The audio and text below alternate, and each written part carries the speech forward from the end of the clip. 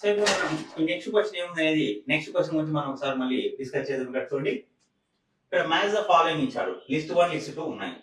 List 1 లో relative density, acceleration due to gravity, humidity, atmosphere ఇచ్చాడు.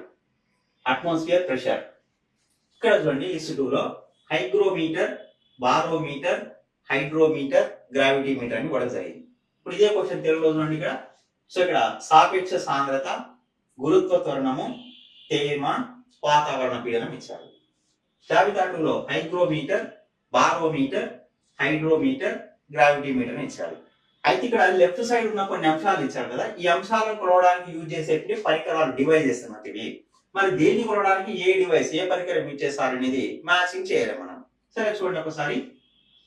సాపేక్ష సాంద్రత, రిలేటివ్ డెన్సిటీ అన్నాం. Relative density measured by hydrometer, HYDRO, hydrometer అంటాం. ఇది చూడండి హైడ్రోమీటర్ అంటే సాపేక్ష సాంద్రత కొలవడానికి హైడ్రోమీటర్ ఇచ్చేస్తారు కాబట్టి దీన్ని C అంటున్నాం. Second one acceleration due to gravity, గురుత్వ త్వరణం. గురుత్వ త్వరణాన్ని కొలవడానికి గ్రావిటీ మీటర్ యూజ్ చేస్తారు. Acceleration due to gravity measured by gravity meter. D ఉంది కదా, ఈ D అన్నమాట.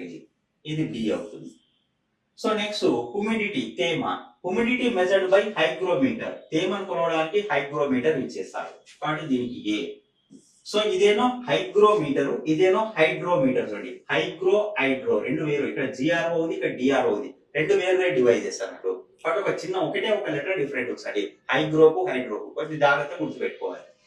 లాస్ట్ మిగిలింది వాతావరణ పీడనము, అట్మాస్ఫియర్ ప్రెషర్ అన్నాం. వాతావరణ పీడనం కొలవడానికి ఉంది, బారోమీటర్ ఉంది కాబట్టి బారోమీటర్ ఇక్కడ ఆన్సర్ చేయాలి B అనేది. అంటే CDAB అయింది. CDAB ఎక్కడ ఉందంటే ఆప్షన్ A లోనే CDAB ఉంది మనకి ఇక్కడ. కాబట్టి CDAB ఆప్షన్ A అనేది రైట్ ఆన్సర్ అవుతుంది. ఆప్షన్ C చూడండి CDBA ఉంది మళ్ళీ.